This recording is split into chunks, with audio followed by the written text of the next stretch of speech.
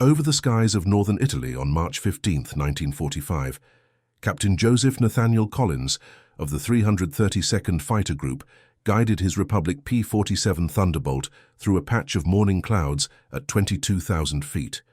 The engine hummed with the familiar rhythm that had become as natural as his own heartbeat over his 87 previous missions.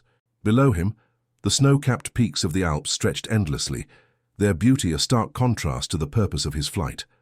Collins believed this would be another routine bomber escort mission, another day of flying high cover while watching other squadrons get all the action. He had no idea that in less than 3 hours he would violate every tactical doctrine he had been taught, descend to an altitude that his training officers would have called suicidal, and achieve something that would challenge the very foundation of the military establishment that had tried to keep him grounded. Before we dive into this story, make sure to subscribe to the channel and tell me in the comments where you're watching from. It really helps support the channel.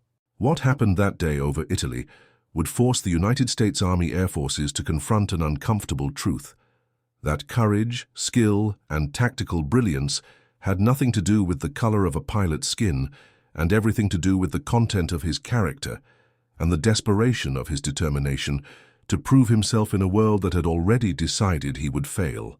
Joseph Collins had grown up in the Bronzeville neighborhood of Chicago, Illinois, where his father worked as a porter for the Pullman Company and his mother took in laundry to help make ends meet.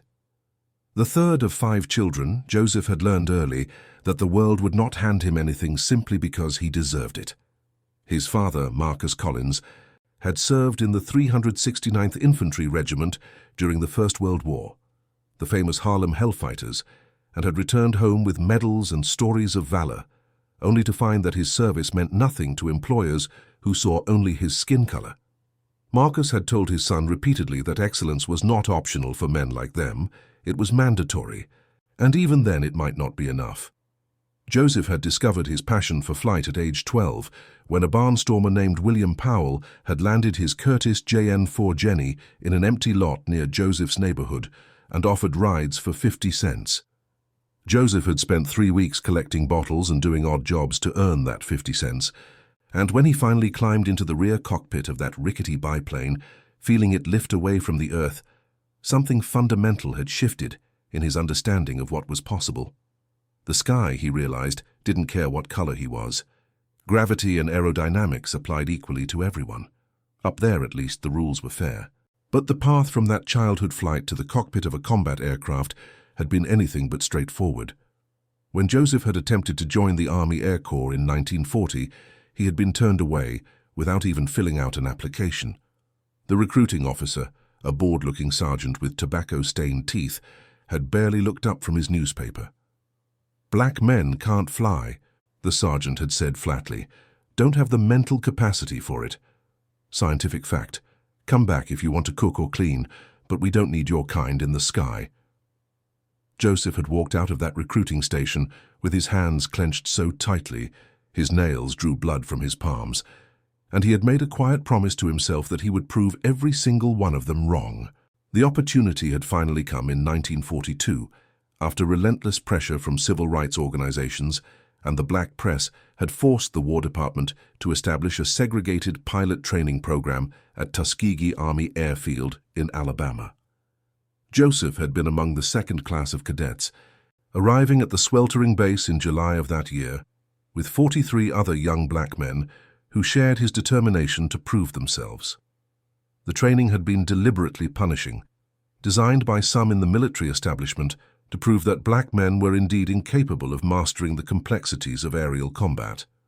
The washout rate had been nearly 60%, compared to 30% at white training facilities. Instructors had been openly hostile, mechanical failures had been suspiciously common, and the academic standards had been set impossibly high. Joseph had survived through a combination of natural talent, obsessive preparation, and sheer stubborn refusal to give his detractors the satisfaction of seeing him fail. He had studied aircraft recognition until he could identify every German and Italian aircraft type from any angle at any distance. He had practiced emergency procedures until his responses were automatic, faster than conscious thought. He had flown practice missions in his dreams, visualizing every possible scenario until the movements of stick and rudder became as natural as walking. And when he had finally earned his silver wings in March of 1943, standing at attention, while a white general who couldn't quite meet his eyes pinned them to his chest, Joseph had known the hardest part was still ahead. The Tuskegee Airmen, as they had become known, had deployed to North Africa in April of 1943, flying obsolete P-40 Warhawks in ground attack missions that were considered too dangerous or too unimportant to waste white pilots on. They had performed magnificently, but their success had been deliberately downplayed or attributed to other units. When they had transitioned to bomber escort duty in Italy in 1944, flying first P-39 Airacobras and then P-47 Thunderbolts, they had been given the least desirable assignments, the longest flights, the worst maintenance support, and yet they had compiled a record that was becoming impossible to ignore. By March of 1945, the 332nd Fighter Group had flown over 15,000 sorties, and they had never lost a bomber to enemy aircraft on any mission where they provided escort, a record unmatched by any other fighter group in the 15th Air Force. But statistics, no matter how impressive, had not been enough to change minds. The prevailing attitude among much of the military leadership remained that black pilots were adequate for defensive missions, but lacked the aggressive instinct needed for offensive combat. They were seen as competent shepherds, suitable for protecting bombers, but unsuitable for the glory and complexity of air-to-air combat against the best the German Air Force could offer. This perception, Joseph knew, was both insulting and dangerous. It meant his unit was constantly having to prove itself, constantly aware that any failure would be used as evidence of racial inferiority, while their successes would be dismissed as flukes or luck. On the morning of March 15th, Joseph had attended the mission briefing in the drafty operations tent at Ramitelli Airfield, the 332nd Fighter Group's base on Italy's Adriatic coast. The briefing officer, a weary-looking major named Harrison, who had recently transferred from a bomber group, had outlined the day's mission with the tired efficiency of someone who had given this same briefing dozens of times. 64 B-17 flying fortresses from the 2nd and 99th Bomb Groups would be striking the Ruland synthetic oil refinery complex near Berlin, deep in German territory. The 332nd would provide escort for the final leg of the journey, picking up the bomber stream over the Alps and staying with them until they reached the target area, then escorting them back out of German airspace. It was a critical mission, Harrison had explained, because the German military's fuel situation was becoming desperate, and every synthetic oil facility they could destroy brought the end of the conflict that much closer. The tactical situation had been explained in detail. Intelligence estimated they would face moderate to heavy resistance from German fighters, primarily Messerschmitt Bf-109s and Focke-Wulf 190Ds operating from bases in southern Germany and Austria. The German pilots would be experienced, many of them veterans with hundreds of hours of combat time, and they would be desperate, knowing that if they didn't stop the bombers from destroying the fuel refineries, the entire German war machine would grind to a halt within months. The briefing officer had emphasized that the primary mission was bomber protection, not racking up victories. Stay with the bombers, he had said repeatedly. High cover and close escort. Do not, under any circumstances, abandon the bombers to chase individual enemy aircraft. Anyone who left their assigned position would face court-martial. Joseph had listened carefully, making notes on his kneeboard card, marking the rendezvous coordinates, the radio frequencies, the checkpoint times. He had flown this same basic mission profile 37 times before, and he knew the pattern by heart. High cover meant staying at altitude, usually 2,000 to 3,000 feet above the bombers, where you could dive down on any attacking enemy fighters with the speed advantage that altitude provided. It was tactically sound, professionally unquestionable. It was also, Joseph had come to realize, exactly what the German pilots expected and exactly what they had developed tactics to counter. The German fighter pilots had become masters at what they called the bounce and break.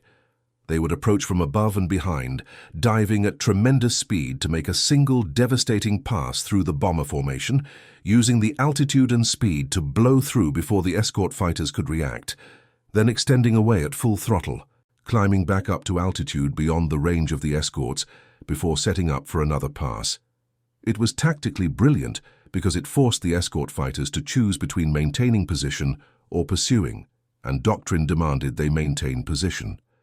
The German pilots knew this, counted on it, and used it to gradually whittle down the bomber formations despite the presence of escorts.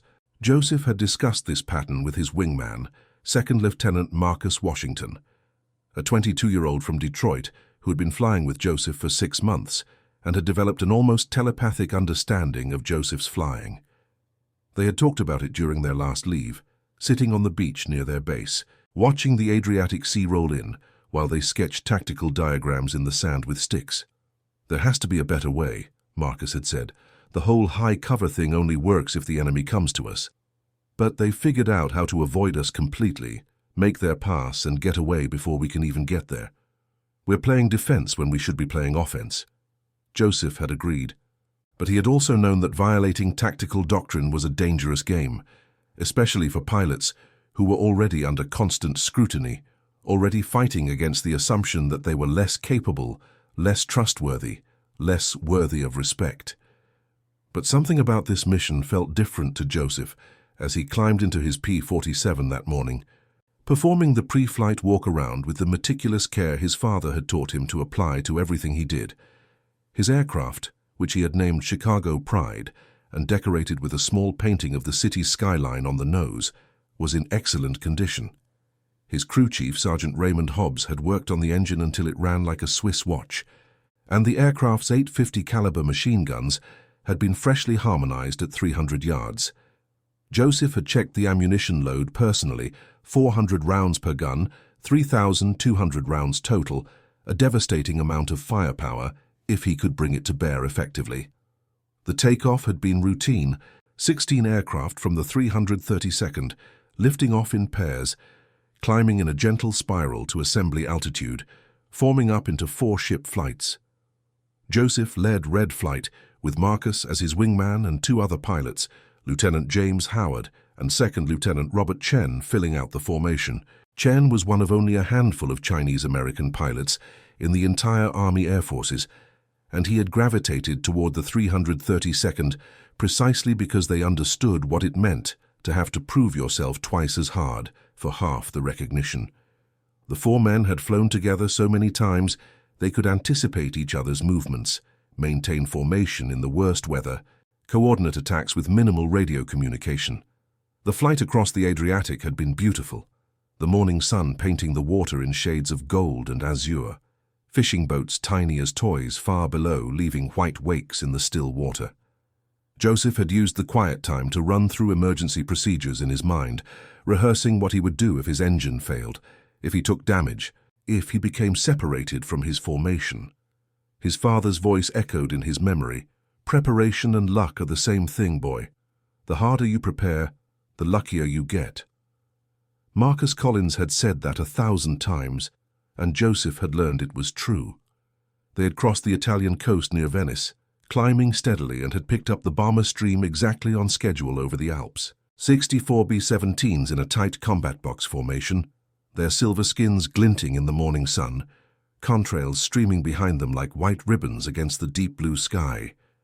Joseph had felt the familiar mix of awe and responsibility that always came when he saw the bombers. Each one carried 10 men, 640 men total depending on his group and the other escort fighters to keep them alive. Each one of those men had a family, a story, a future that depended on Joseph doing his job perfectly. It was a weight that never got lighter no matter how many missions he flew. The radio had crackled with the bomber leader's voice, calm and professional. "Red Dog leader to escort. We have you in sight. Welcome aboard. We're proceeding on course to target. Current altitude 21,000 feet. We've been advised to expect company in about 45 minutes when we cross into German airspace. Stay sharp." Joseph had acknowledged, checked his oxygen flow, scanned the sky in all directions. The visibility was unlimited, not a cloud anywhere except far below, and that was both good and bad. Good because they could see any threats coming from a long way off. Bad because the enemy could see them just as clearly, and surprise would be nearly impossible. For 30 minutes, The formation had droned steadily northeast, crossing from Italy into Austria, the Alps gradually giving way to rolling hills and then to the flatter terrain of southern Germany. Joseph had maintained position at 23,000 feet, 2,000 above the bombers, exactly as doctrine prescribed. He had scanned constantly, quartering the sky in sections, checking his 6 o'clock, checking his wingman's 6, looking for the telltale glint of sunlight on a canopy or the thin contrail that would mark an approaching enemy formation. His hands had been steady on the controls, but his heart had been beating faster, adrenaline beginning to sharpen his senses the way it always did when combat was imminent. The first warning had come from the bombers. Bandits, 11 o'clock high, range unknown, many aircraft. Joseph had snapped his head left and up, squinting against the sun, and there they were, tiny specks silhouetted against the blue. At least 20 aircraft, maybe more, at what he estimated was 30,000 feet, 7,000 feet above his position. They were too far away to identify positively, but their behavior told him everything he needed to know. They were flying a racetrack pattern, lazy circles in the sky, waiting for the perfect moment to attack. It was the classic bounce setup, and Joseph felt his jaw tighten.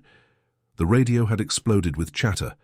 "Escort leader, this is bomber leader. We have visual on bandits. Looks like 2 full squadrons. They're setting up for a bounce. All escort flights, maintain high cover, prepare to engage." Joseph had acknowledged, started to add power to begin climbing toward the threat, but even as he did so, he was calculating angles and speeds in his head, and he realized with sickening certainty what was going to happen. The German aircraft were 7,000 feet above him, which meant they had a huge energy advantage. When they dove, they would be traveling at well over 400 miles per hour, probably closer to 500. Even if Joseph saw them coming the moment they committed to their dive, even if he immediately pushed his throttle to the firewall and dove to intercept, simple physics meant they would blow through the bomber formation and be extending away before he could get within gun range. It was the same problem they had faced on mission after mission, and the results were always the same. A few bombers would be hit, maybe shot down, and the German fighters would escape unscathed to set up for another pass. But this time, something was different. This time, Joseph had been thinking about this problem for months. This time, he had a formation of pilots he trusted absolutely, who would follow him without hesitation, even if what he was about to suggest sounded insane. And this time, he made a decision that would either prove his tactical genius or end his career. "Red Flight, this is Red Leader," Joseph transmitted, his voice steady despite the racing of his heart. "I need you to trust me. We're not staying high. We're going down to the deck." Marcus's response was immediate. "Say again, Lead. Down to the deck? You mean to the bomber's altitude?" "No," Joseph replied, checking his gauges, adjusting his oxygen mix. "I mean down to the deck. I mean we're going to 5,000 feet, maybe lower." There was a moment of shocked silence. What Joseph was proposing violated every tactical principle of fighter escort. High cover worked because altitude was life in aerial combat.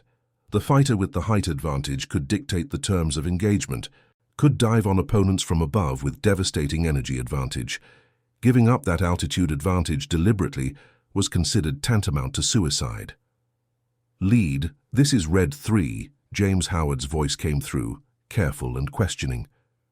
"Can you explain the tactical thinking?" Joseph understood what James was really asking. He was asking if Joseph had lost his mind. But James was also asking for a reason to trust, an explanation that would make sense of an order that seemed to contradict everything they had been taught. "The Germans are at 30,000 feet, Joseph explained quickly, keeping his voice calm, projecting confidence. "They're going to dive through, hit the bombers, and extend away. If we stay at 23,000, we'll never catch them because they'll blow right past us with a huge speed advantage. But if we're already low, down near the ground, when they extend after their attack, they have to dive away from us to escape, which means they're diving toward the ground. They can only dive so far before they have to pull up. If we're already down there waiting, we force them to make a choice. Pull up early into our guns or wait too long and hit the ground. Either way, we have them." There was another pause, shorter this time. "Red 2, Marcus's voice came through, and Joseph could hear the slight smile in it. "I'm with you, Lead, wherever you go." Red 3 confirmed, James said. Red 4 confirmed, Robert Chen added. Let's do it.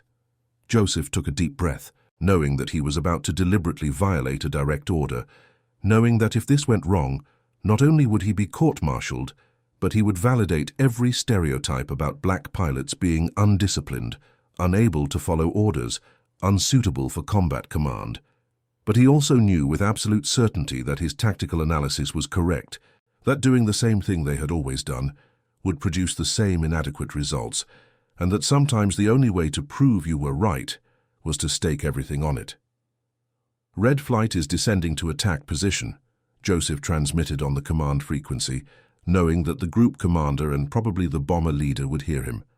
We are not abandoning escort duty. We are repositioning to counter enemy tactics, maintain visual on bombers.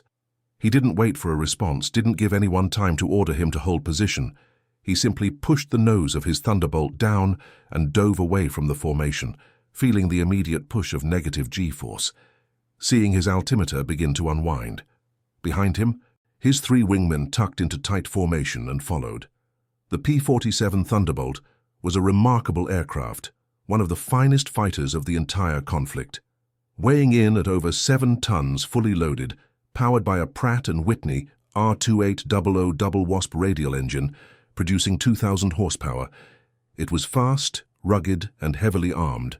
It could take tremendous punishment and keep flying, and it could dive like nothing else in the sky. As Joseph pushed the throttle forward and pointed the nose straight down, the big fighter accelerated rapidly, the airspeed indicator spinning up through 300 miles per hour, 350, 400. The wind roar became a scream, and Joseph could feel the controls stiffening as the air pressure built up on the control surfaces. He kept the dive steep, watching the altimeter unwind through 20,000 feet, 15,000, 10,000. At 5,000 feet, Joseph pulled out of the dive, the G-forces pushing him hard into his seat, his vision narrowing slightly at the edges as the blood drained from his brain. He had lost over 3 miles of altitude in less than 90 seconds, and his airspeed was still well over 300 miles per hour. He leveled off, throttled back slightly, checked his position. His flight was still with him, spread out now, but maintaining relative positions. Below them, the German countryside rolled past, fields and forests and small villages, all looking tiny and toy-like from this height. "Red Leader, this is Group Commander," the radio crackled, and Joseph recognized the voice of Colonel James Lawrence, the white officer who commanded the 332nd Fighter Group and who had generally been supportive of his pilots even as he dealt with constant pressure from higher headquarters.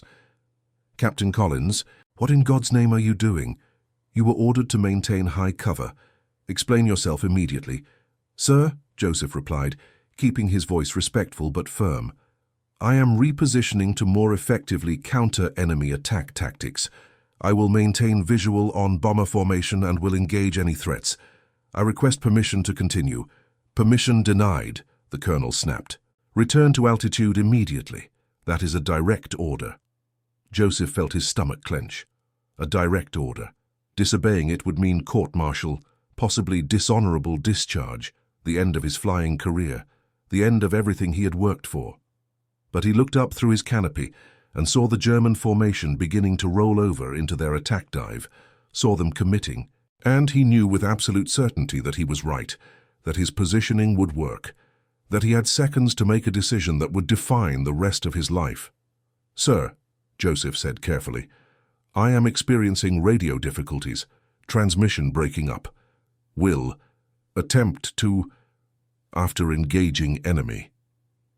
He reached down and turned his radio volume down, not off, because he needed to hear what was happening, but low enough that he could credibly claim he couldn't hear orders clearly. It was a calculated gamble, a career-ending gamble if he was wrong. But Joseph had spent his entire life making calculated gambles, betting everything on his skill and determination, in a world that told him he should accept his place and stay quiet. He was not about to start playing it safe now. The German fighters completed their role and plummeted toward the bomber formation like stooping hawks, 20 or more Messerschmitt Bf-109s in 2 separate groups. Joseph watched them come, tracked their dive angle, calculated where they would be after they made their pass through the bombers. His mathematics had been good. The German pilots committed to a steep dive, building tremendous speed, and when they reached the bomber formation at 21,000 feet, they opened fire with their cannon and machine guns, raking the big four-engine bombers with devastating effect. Joseph saw pieces fly off one B-17, saw another trailing smoke, but he forced himself to stay calm, to wait. The bombers' defensive fire filled the sky with tracers, and the German fighters blew through the formation in seconds, exactly as he had predicted, then continued their dives to build separation speed, standard bounce and break tactics, and they dove straight toward where Joseph was waiting. Now Joseph said into the radio, his voice steady, "Red flight, engage." He pulled back on the stick and added power, the big thunderbolt responding instantly, climbing toward the diving German fighters. The geometry was perfect. The German pilots had committed to their dive, were traveling at well over 500 miles per hour, focused on extending away from the bomber formation, and the escort fighters they expected to be at altitude. They were not looking down. They were not expecting threats from below. They were flying directly into a trap. Joseph selected the closest German aircraft, a Bf-109 painted in standard mottled camouflage with a yellow noseband. He was closing on it from below and behind, slightly offset to the left, perfect deflection angle. He waited until the range closed to 300 yards, watched the German aircraft grow in his gun sight, and pressed the trigger. 850 caliber machine guns roared to life, the aircraft shuddering with the recoil, and brilliant tracers arced out toward the target. The convergence was perfect. Bullets stitched across the German fighter's left wing route, and Joseph saw pieces fly off, saw smoke suddenly stream from the engine. The German pilot reacted instantly, rolling hard right and pulling up, trying to break away, but the maneuver bled off his speed and turned him into a perfect target. Joseph stayed with him, smoothly adjusting his aim, firing again, a shorter burst this time, and the German aircraft shuddered as rounds hammered into the cockpit and engine. Smoke turned to flame, and the Bf-109 rolled over and went into a spin, trailing fire. 1. Red 2 engaged, Marcus's voice came through, excited but controlled. On your left, lead. Joseph looked left and saw Marcus closing on another German fighter, firing, scoring hits. The German pilot tried to dive away but realized too late that he was already at low altitude, with no room to maneuver. He pulled up desperately, but Marcus stayed with him, firing continuously, and the German aircraft's canopies shattered. The aircraft rolled inverted and dove into a forest, disappearing in a ball of flame. 2. The element of surprise was complete. The German pilots had been expecting resistance from above, not below, and Joseph's positioning had turned all their tactical advantages against them.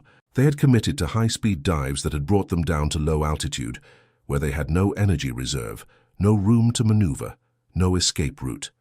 They were trapped between the ground and the American fighters, and suddenly the hunters had become the hunted. Red 3 engaged, James Howard called. Got one smoking. The sky had erupted into chaos, German fighters scattering in all directions, trying to escape, trying to climb back to altitude where they would have room to breathe and fight.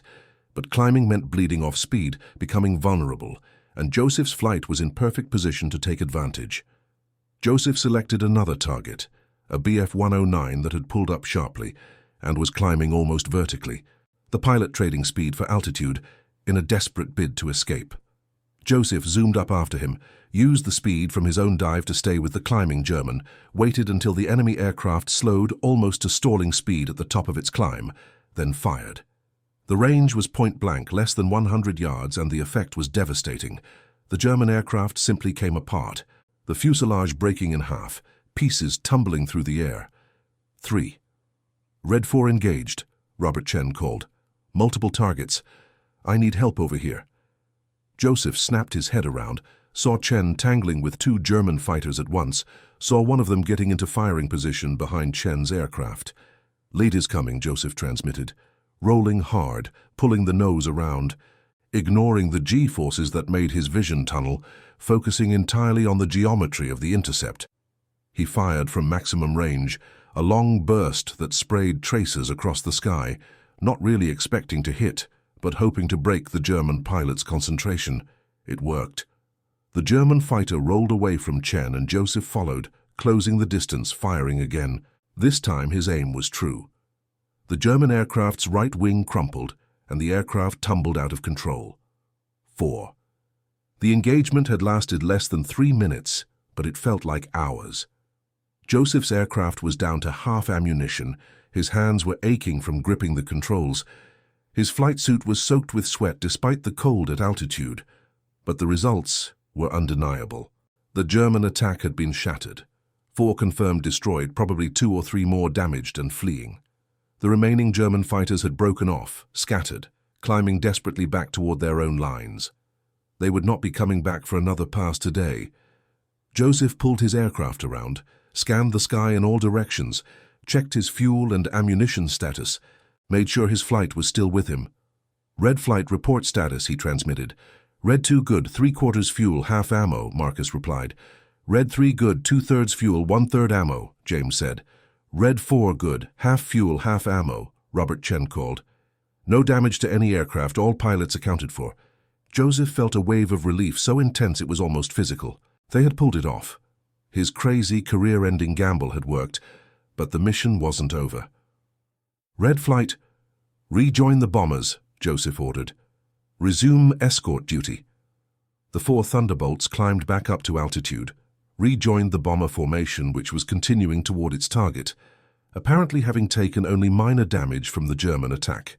Joseph could see the bomber crews waving at them as they took up position, giving thumbs up, clearly recognizing what the fighter pilots had done. Joseph tried to raise Colonel Lawrence on the radio, but there was no response. Either the colonel was too angry to talk, or he was waiting until they landed to deal with the situation. Either way, Joseph knew he was in trouble. But then, something unexpected happened. "Group commander to Red Flight." The colonel's voice came through, and Joseph braced for the reprimand he knew was coming. "Captain Collins, you deliberately disobeyed a direct order. You violated tactical doctrine.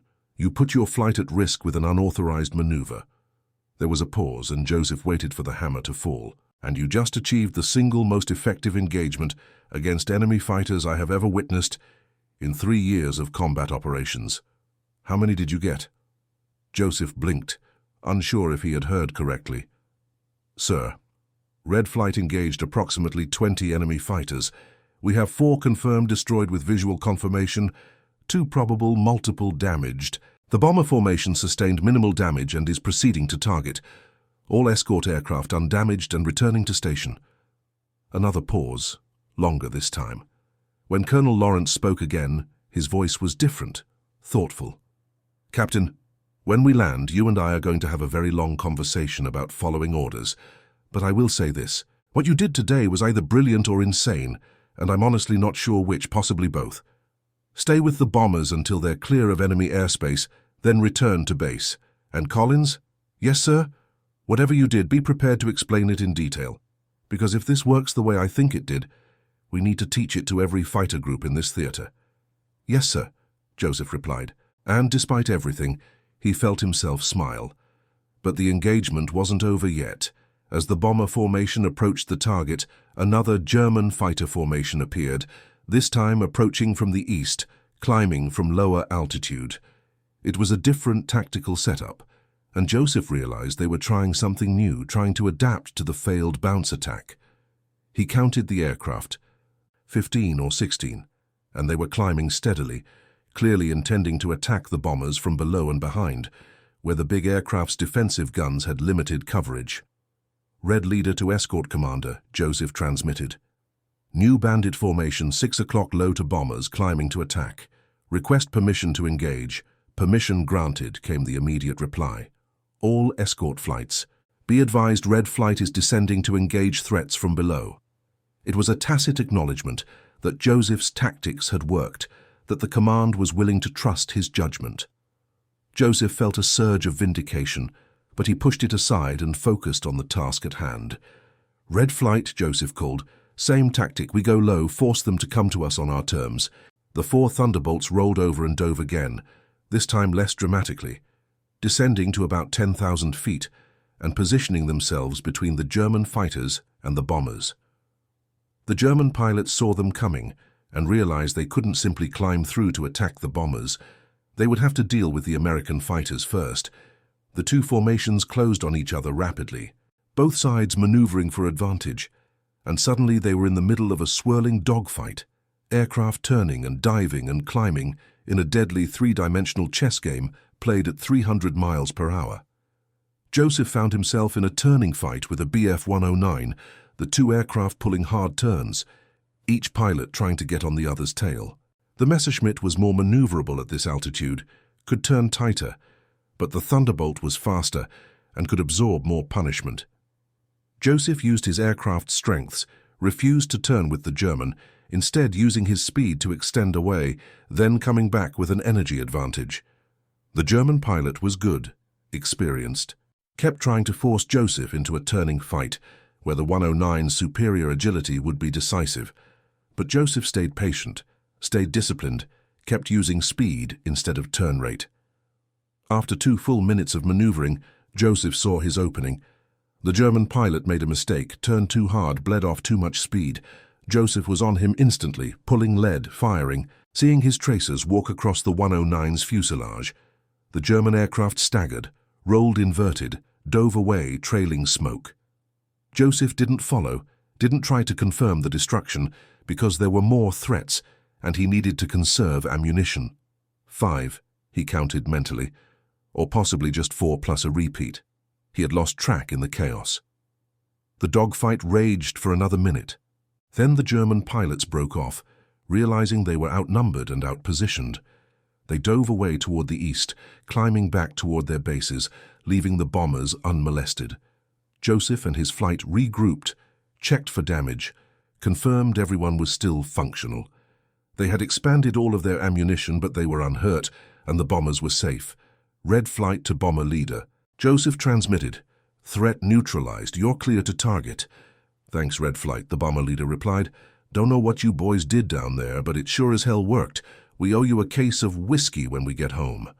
Joseph smiled, checked his fuel gauges, calculated the distance to home. They would make it barely.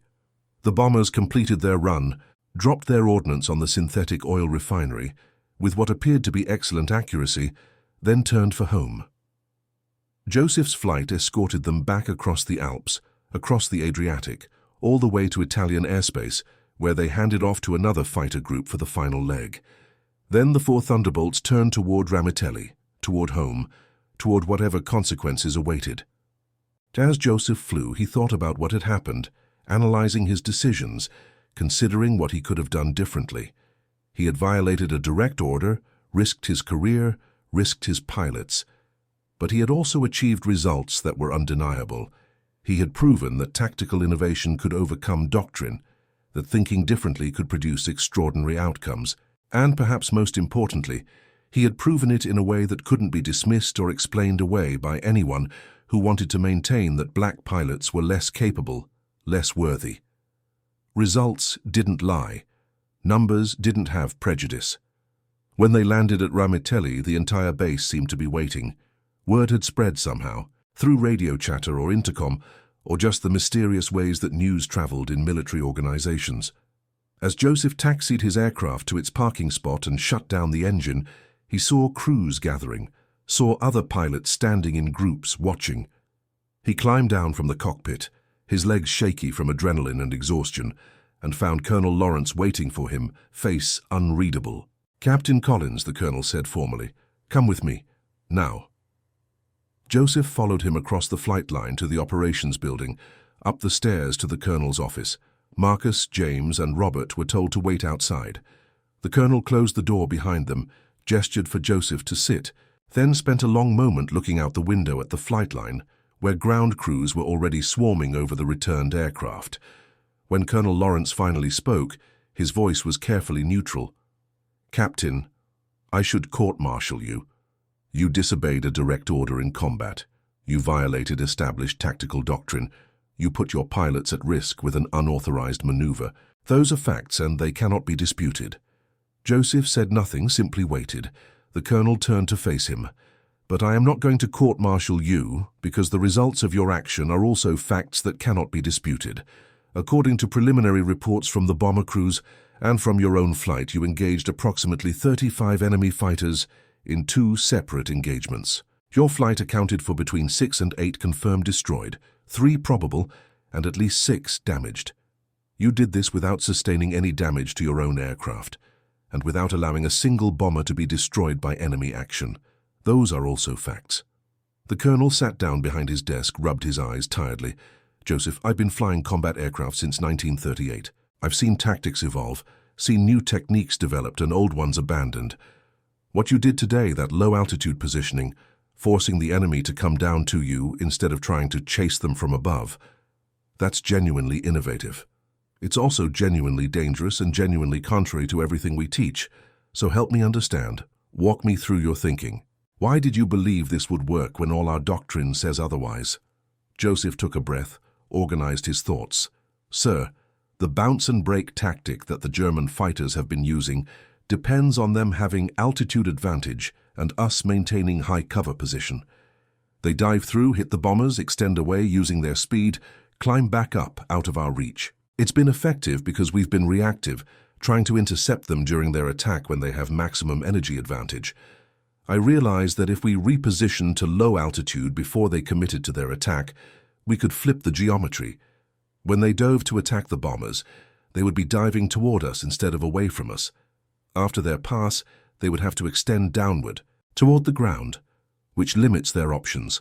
They can't dive indefinitely. They have to pull up eventually, and when they do, we're there. The colonel listened carefully, nodding slowly. And the risk? If you're at low altitude and they decide not to attack, you've given up your height advantage and you're stuck down there. If they engage you instead of the bombers, if you're fighting at a disadvantage, how did you mitigate those risks? Joseph met his eyes steadily. Sir, I calculated that the German pilots were committed to attacking the bombers, not hunting fighters. Their strategic situation, their fuel crisis, means they have to focus on stopping the bombers from hitting the refineries. They couldn't afford to ignore the bombers and chase us instead. And once they committed to their dive, they were locked in. Physics doesn't care about tactics. They had to extend downward after their pass because they had no other choice. Colonel Lawrence leaned back in his chair, a slight smile playing at the corners of his mouth. That's remarkably sophisticated tactical thinking, Captain. Where did you learn to analyze engagements at that level? Not from primary flight training, I'm guessing. Joseph allowed himself a small smile. No, sir. My father fought in the First World War. He used to tell me stories about tactics, about how sometimes the best way to win a fight is to change the rules of the fight. Don't fight on your enemy's terms, make them fight on yours. I've been applying that principle to aerial combat. The colonel nodded slowly. Your father sounds like a wise man. He is, sir, Joseph replied. He also told me that for men like us, like my pilots, excellence isn't optional. It's mandatory. We have to be twice as good to be considered half as acceptable.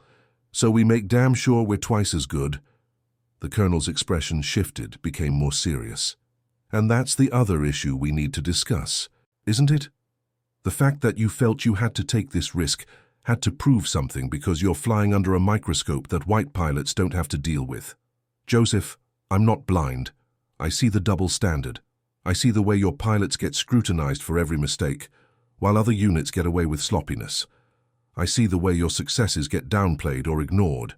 It's not right, and I've done what I can to push back against it, but I'm just one colonel in a very large military organization. Joseph chose his words carefully. Sir, I didn't violate orders to make a political point. I did it because I genuinely believed it was the best tactical decision. But you're right that the pressure to prove ourselves is always there, always weighing on us. Every mission, every engagement, we know that people are watching, looking for us to fail so they can say we don't belong in the cockpit. So we don't allow ourselves to fail.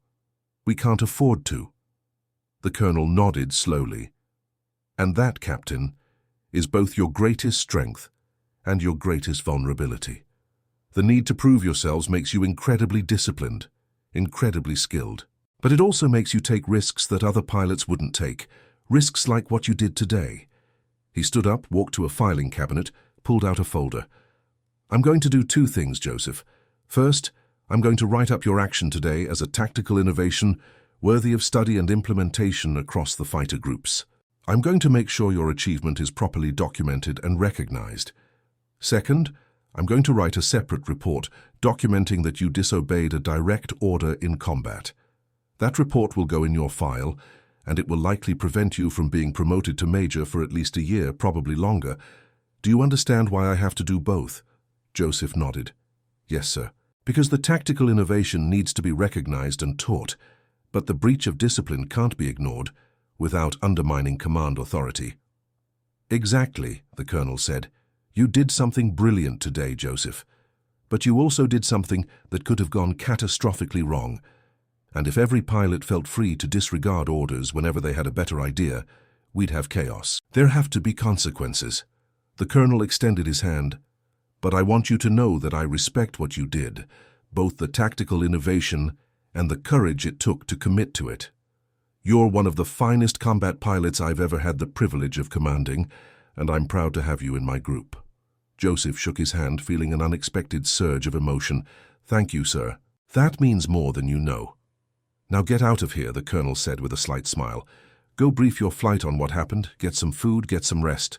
And Collins? Yes, sir? When you're writing up your after-action report, be very, very detailed about your tactical reasoning, because I guarantee you that every fighter group in the theater is going to want to understand how you pulled this off. Yes, sir, Joseph replied, and left the office. Outside, he found Marcus, James, and Robert waiting anxiously. They stood as he emerged, trying to read his expression. We're not court-martialed, Joseph said, but I'm probably not getting promoted anytime soon. And the colonel wants us to write very detailed after-action reports because he thinks they're going to use our tactics as training material. The three pilots exchanged glances, then Marcus spoke. So we're heroes, but you're in trouble. Something like that, Joseph said with a tired smile. Welcome to progress. It's messy. They walked together toward the mess hall, and along the way, other pilots and ground crew members stopped them, congratulated them, asked questions about the engagement. The news had spread throughout the base. 6 to 8 confirmed destroyed in a single mission by a 4-ship flight. It was the kind of result that would normally be celebrated without reservation, and it was being celebrated, but Joseph could also see the complexity in people's reactions. Pride mixed with concern, admiration mixed with worry about what the higher-ups would say. Over the next several days, as the full details of the engagement became clear and the bomber crew's reports came in, the numbers were finalized. Red Flight had engaged 36 enemy fighters in 2 separate engagements. They had scored 6 confirmed destroyed with visual confirmation from bomber crews, 2 probable, and at least 7 damaged. They had done this without sustaining any damage themselves and without allowing any bombers to be shot down during the periods they were providing escort. It was, by any objective measure, one of the most successful fighter engagements of the entire Mediterranean theater campaign. Within a week, Joseph's tactical innovation was being taught at fighter training schools. The Collins Trap, and as it came to be unofficially known, became a standard counter to bounce and break attacks. Fighter groups across the theater began implementing variations of the low-altitude positioning tactic, and enemy attack effectiveness dropped measurably. The tactical manual was updated to include the technique, though it was described in carefully neutral language that avoided mentioning who had developed it or under what circumstances. Joseph's prediction about his promotion proved accurate. Despite his exceptional combat record, despite the tactical innovation that bore his name, he remained a captain for another 14 months, while white pilots with inferior records were promoted ahead of him. The report of his breach of discipline was used as justification, though everyone knew the real reasons ran deeper. But Joseph had never expected fairness. He had only expected the opportunity to prove his competence and that he had done beyond any possible dispute.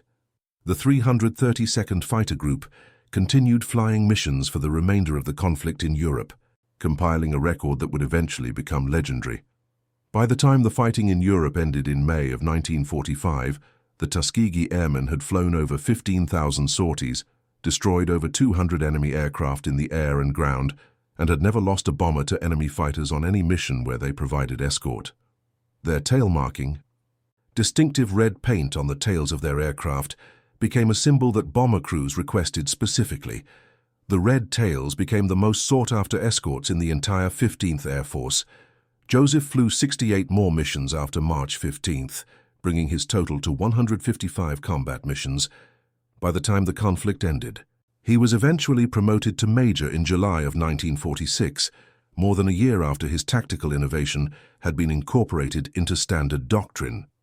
He remained in the military after the war, navigating the challenges of a still segregated force, continuing to prove himself mission after mission, promotion after promotion. When President Truman issued Executive Order 9981 in 1948, officially desegregating the armed forces, Joseph was serving as a squadron commander, and he watched with quiet satisfaction as the barriers that had nearly kept him grounded were officially dismantled. But the path from executive order to actual implementation was long and difficult. Old attitudes died hard. Joseph found himself repeatedly in situations where he had to prove his competence to superiors who had grown up in a military culture that assumed black officers were less capable. He did so with the same quiet, determined excellence he had always displayed, letting his performance speak louder than any argument. He became known as a mentor to younger black officers, teaching them not just tactics and strategy, but also how to navigate a system that was still learning to treat them as equals. In 1951, Joseph was promoted to lieutenant colonel and assigned to a fighter wing in Korea, where he flew 78 combat missions in F-86 Sabres. His tactical innovations from World War II proved adaptable to jet combat, and once again he compiled an exceptional record. He shot down 3 enemy MiG-15s, making him one of the relatively few pilots to score victories in both World War II and Korea. His combat record and tactical expertise eventually earned him a position at the Air Force Tactical School, where he taught tactics to a new generation of fighter pilots, finally in a position where his knowledge was officially recognized and disseminated. The personal costs of his career were significant. His marriage to his college sweetheart Elizabeth, whom he had married just before deploying to North Africa, struggled under the strain of repeated combat deployments and the constant pressure of proving himself. They had 3 children, 2 daughters and a son, and Joseph missed much of their childhood to military service. Elizabeth supported his career, understood its importance both personally and symbolically, but the absences took their toll. They separated in 1957, reconciled briefly, then divorced finally in 1961. It was one of Joseph's few regrets, the knowledge that his determination to prove himself, to break barriers, to excel, had come at the cost of his family life. He retired from the Air Force as a full colonel in 1968 after 26 years of service, having flown over 200 combat missions in 2 separate conflicts, having trained hundreds of fighter pilots, having helped write the tactical doctrines that governed air combat operations for a generation. His official record was distinguished. His influence on fighter tactics was profound, but his name remained relatively unknown outside military circles.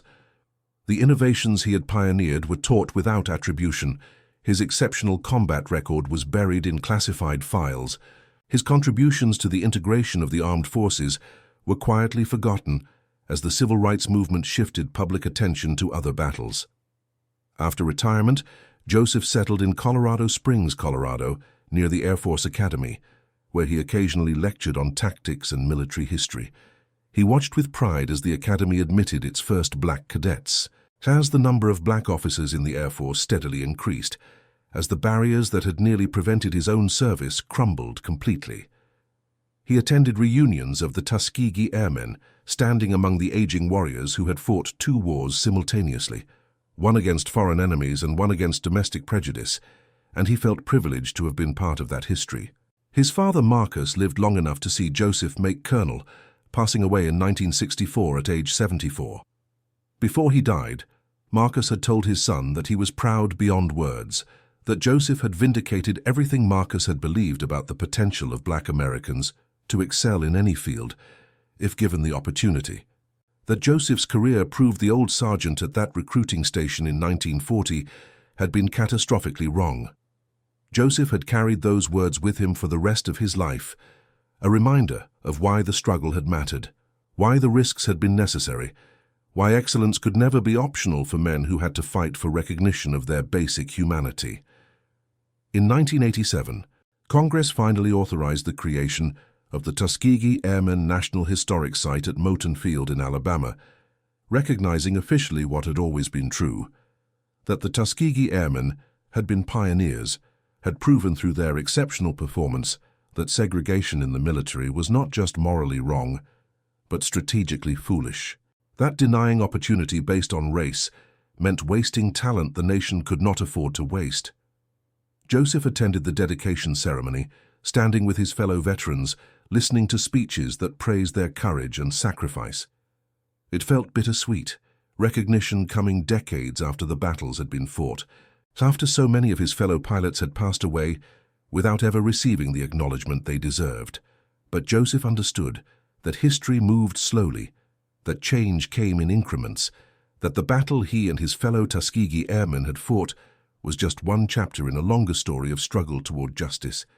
He had done his part, had proven through his own excellence and innovation that ability had nothing to do with race, had opened doors for those who came after him. That would have to be enough.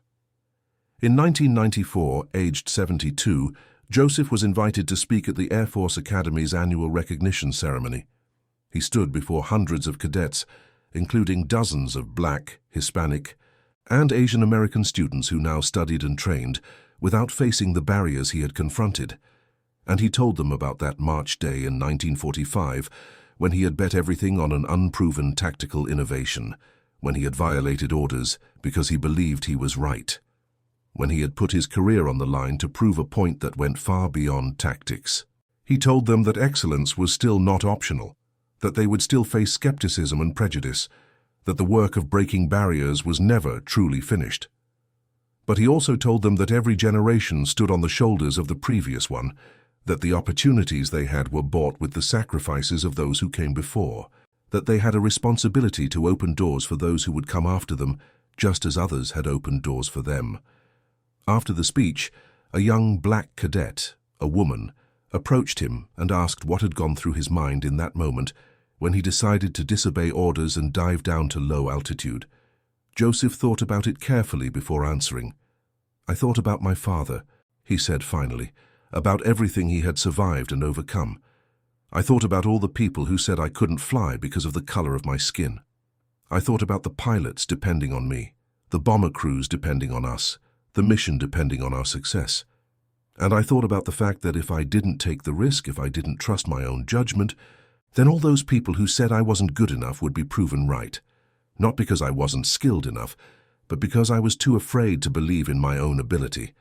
So I stopped being afraid, and I did what I knew was right." The young cadet nodded slowly. "And if you had been wrong, if the tactic hadn't worked?" Joseph smiled. "Then I would have been court-martialed, dishonorably discharged, and would have validated every prejudice about Black pilots being undisciplined and incompetent. So I made damn sure I wasn't wrong. That's the burden we carry. We don't get to fail. But that's also our strength. When you know you can't afford to fail, you prepare harder, you think deeper, you work longer. And eventually that discipline becomes an advantage. Do you understand?"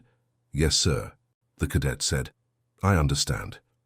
Joseph Collins passed away in his sleep on November 7, 1998, aged 76.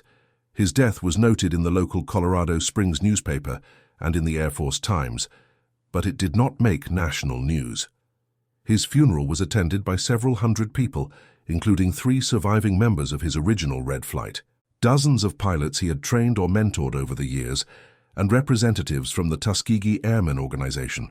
He was buried with full military honors at the Air Force Academy Cemetery, his coffin draped with an American flag, a missing man formation of F-16 Fighting Falcons roaring overhead as taps played. His official service record documented 155 combat missions in World War II, 78 in Korea, 9 air-to-air victories confirmed, 2 Silver Stars, 4 Distinguished Flying Crosses, 18 air medals, and numerous other decorations. But those statistics, impressive as they were, captured only a small part of his contribution. He had been a tactical innovator, whose methods were still being taught decades later. He had been a barrier breaker, who had proven through excellence that the color-based limitations placed on military service were artificial and unjust. He had been a mentor who had shaped the careers of hundreds of pilots across multiple generations. He had been a warrior who had fought not just against foreign enemies, but against the systemic prejudice of his own nation's institutions. The tactical innovation Joseph Collins pioneered on March 15, 1945, the low-altitude positioning that came to be known informally as the Collins Trap, remained part of fighter tactical doctrine through the end of the 20th century and into the 21st. It was adapted for jet combat, for missile combat, for electronic warfare.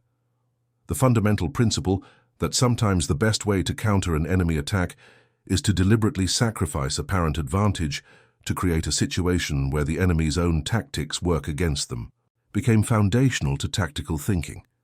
Fighter pilots learned it in training, applied it in combat, taught it to the next generation, most of them never knowing who had first demonstrated its effectiveness or under what circumstances.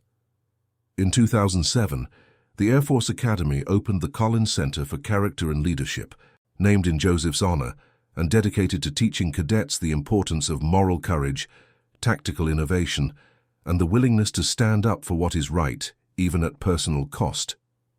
The center's mission statement explicitly referenced Joseph's decision to violate orders in pursuit of a better tactical solution, framing it as an example of principled disobedience, the concept that sometimes following orders is less important than achieving the mission's true objective. It was a controversial position, one that military ethicists still debated, but it captured something essential about Joseph's legacy, that he had been willing to risk everything to prove a point that went far beyond tactics, to demonstrate through his actions that excellence and innovation were not the exclusive province of any race or class or background. The broader recognition of the Tuskegee Airmen's contributions continued to grow in the 21st century. In 2007, President George W. Bush awarded the Congressional Gold Medal collectively to the Tuskegee Airmen, the highest civilian honor Congress can bestow. More than 300 surviving airmen attended the ceremony, elderly men in their 80s and 90s, many in wheelchairs, receiving at last the nation's formal acknowledgement of their extraordinary service. Joseph was not among them, having passed away 9 years earlier, but his children attended and accepted the honor on his behalf, and they spoke with reporters about their father's service, his sacrifice, his quiet determination to prove himself despite every obstacle placed in his path. In 2012, the Hollywood film Red Tails brought the Tuskegee Airmen's story to a mass audience, dramatizing their combat record and the prejudice they faced. The film took significant dramatic liberties with historical facts, and some veterans objected to its simplifications and embellishments. But it also accomplished something important. It ensured that a new generation knew the story, understood the double battle the airmen had fought, recognized the courage it took not just to face enemy fire, but to face their own nation's skepticism and discrimination. Joseph's specific story was not included in the film. His tactical innovation and the engagement of March 15th went unmentioned, but the film captured the essence of what he and his fellow pilots had achieved, proof through excellence that the barriers of segregation were unjust and untenable. Marcus Washington, Joseph's wingman on that March day, survived the war and remained Joseph's closest friend for over 50 years. He also stayed in the Air Force, retiring as a lieutenant colonel in 1966. At Joseph's funeral, Marcus delivered a eulogy that captured something essential about the man. "Joe Collins was the finest pilot I ever flew with," Marcus said, his voice still strong despite his 80 years. "But more than that, he was the bravest man I ever knew. And I don't mean brave in the simple sense of being willing to face enemy fire. Every pilot does that.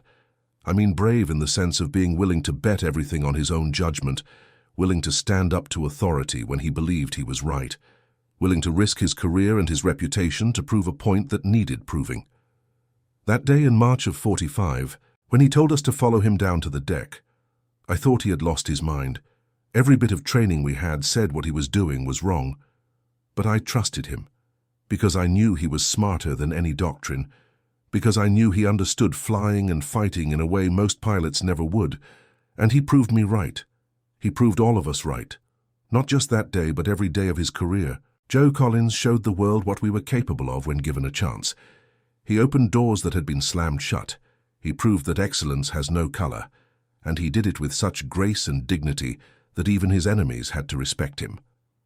James Howard, Red 3 on that mission, became a test pilot after the war and eventually worked on the early space program, though not as an astronaut. He remained in contact with Joseph throughout his life, and after Joseph's death, James wrote a detailed memoir of his experiences with the 332nd Fighter Group, focusing specifically on Joseph's tactical innovations and leadership style. The memoir, published in 2003 when James was 81, provided historians with valuable first-hand details about the Collins Trap engagement and its aftermath. James died in 2009, aged 87, having lived to see the election of Barack Obama as the nation's first black president, a development that James said would have amazed and delighted Joseph. Proof that the barriers they had fought against were continuing to crumble. Robert Chen, Red 4, faced his own struggles with discrimination after the war, as Asian Americans also confronted prejudice in the post-war military. But he benefited from the precedent the Tuskegee Airmen had established, that performance mattered more than race, that excellence demanded recognition regardless of background. He rose to the rank of colonel, commanded a fighter wing during Vietnam, and retired in 1975. He remained close to Joseph throughout their lives, and he was one of the pallbearers at Joseph's funeral. Robert passed away in 2011, but before he died, he recorded extensive oral history interviews about his experiences, ensuring that his perspective as an Asian American pilot in a predominantly black unit would be preserved for historians. The 4 members of Red Flight who had executed the Collins Trap had remained bonded for life, reuniting annually when possible, maintaining correspondence when distance prevented visits, supporting each other through the challenges of military careers and civilian life. Their friendship, forged in combat and tempered by shared experiences of discrimination and the determination to overcome it, represented something important, that the struggle for equality created alliances across racial and cultural lines, that those who faced similar barriers recognized each other as kindred spirits, regardless of their specific backgrounds. The broader historical significance of Joseph Collins's career and the events of March 15, 1945, went beyond tactics and combat records. His story illustrated a fundamental truth about innovation and progress, that breakthrough ideas often come from those who are forced to think differently because the conventional approaches don't work for them. That marginalized groups often become the source of innovation precisely because they cannot afford to accept the status quo. That the struggle against prejudice and limited opportunity paradoxically creates the conditions for exceptional achievement. Joseph had developed his tactical innovation not despite facing discrimination, but in some sense because of it, because he knew he had to be better, had to think more creatively, had to take risks that pilots who fit the comfortable mold would never consider. This pattern of marginalized groups producing disproportionate innovation precisely because conventional paths are closed to them has appeared repeatedly throughout history. The Tuskegee Airmen's exceptional performance, Joseph Collins's tactical innovations, their collective record of never losing a bomber to enemy fighters, all emerged from a context where they knew they were being judged more harshly, where failure would be used as evidence against their entire race, where excellence was mandatory rather than optional. The pressure that could have crushed them instead refined them, forged them into something stronger, precisely because they had no choice but to be strong. This does not justify the discrimination they faced, does not excuse the injustice of segregation, does not make the prejudice they encountered acceptable. But it does help explain why the Tuskegee Airmen achieved what they achieved, why their record stands as not just a military achievement, but as a testament to human resilience and determination. In 2021, the Air Force officially redesignated the 99th Flying Training Squadron at Joint Base San Antonio Randolph as the 99th Reconnaissance Squadron, inheriting the lineage and honors of the original 99th Fighter Squadron, the first black flying unit, which had been the sister squadron to Joseph's 332nd. The redesignation ceremony included a detailed recognition of the Tuskegee Airmen's contributions, and Joseph's children were invited to attend. His eldest daughter, Catherine Collins Morrison, spoke at the ceremony about her father's legacy, about the quiet dignity with which he had faced discrimination, about the excellence he had demanded of himself and modeled for his children, about the price his family had paid for his commitment to breaking barriers. "My father missed my 10th birthday," Catherine said, "because he was flying combat missions in Korea. He missed my high school graduation because he was at the tactical school in the middle of a training cycle. He missed my wedding rehearsal because a last-minute assignment came up that he couldn't turn down. And I was angry about all of that for many years. I felt like the Air Force got all of his attention and his family got the leftovers. But as I got older, as I learned more about what he had fought against, what he had overcome, what he had proven, I came to understand that he wasn't just serving his own ambition. He was opening doors for an entire generation. He was proving that black pilots could be not just adequate but exceptional. He was showing that the barriers of segregation were unjust and unnecessary. And yes, that cost our family time with him. Yes, that created strains in his marriage. Yes, there were personal sacrifices. But he believed, and I now believe he was right, that some struggles are bigger than individual comfort, that some battles have to be fought regardless of personal cost. My father fought one of those battles, and because he did, because he and the other Tuskegee Airmen proved themselves so thoroughly that even their enemies had to respect them, pilots of all races and backgrounds now serve together without the artificial barriers that nearly kept my father grounded. That matters. That was worth fighting for. The Collins family donated Joseph's papers, medals, flight logs, and personal effects to the Smithsonian National Air and Space Museum in 2022, ensuring that historians would have access to primary source materials documenting his career and contributions. The collection included his detailed after-action report from March 15, 1945, 17 handwritten pages explaining his tactical reasoning, documenting the engagement in precise detail, and analyzing what had worked and what could be improved.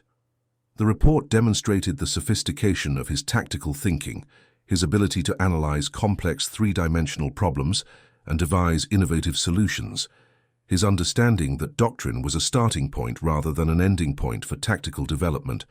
Reading that report, military historians noted how far ahead of his time Joseph had been in his thinking. He had understood principles of energy management in combat that would not become formally codified until decades later. He had recognized that the psychological dimension of combat, the effect of surprise and of violating enemy expectations, was as important as the physical dimension of speed and altitude and firepower. He had grasped that innovation required risk, that breakthrough achievements required the willingness to fail dramatically, that playing it safe guaranteed mediocrity, while bold action created the possibility of excellence. These insights, expressed in Joseph's careful handwriting on pages that had yellowed with age, revealed a mind that was constantly questioning, analyzing, seeking better ways to accomplish the mission. In 2023, the Air Force Historical Research Agency completed a comprehensive study of fighter tactics development during World War II, and Joseph Collins's innovations featured prominently. The study documented how the Collins trap and its variations had been disseminated throughout the fighter force, how it had been adapted and refined, how it had influenced tactical thinking for generations. The study also acknowledged, for the first time officially, that Joseph's contributions had been systematically under-recognized during his lifetime because of racial prejudice, that his tactical innovations had been incorporated into doctrine without proper attribution, that his exceptional combat record had been downplayed or ignored in contexts where it would have led to awards and promotions for white pilots. This acknowledgement, coming 78 years after the events in question and 25 years after Joseph's death, was both overdue and inadequate. But it represented continued progress, continued recognition that the full story of American military history included the contributions of those who had been systematically excluded and marginalized.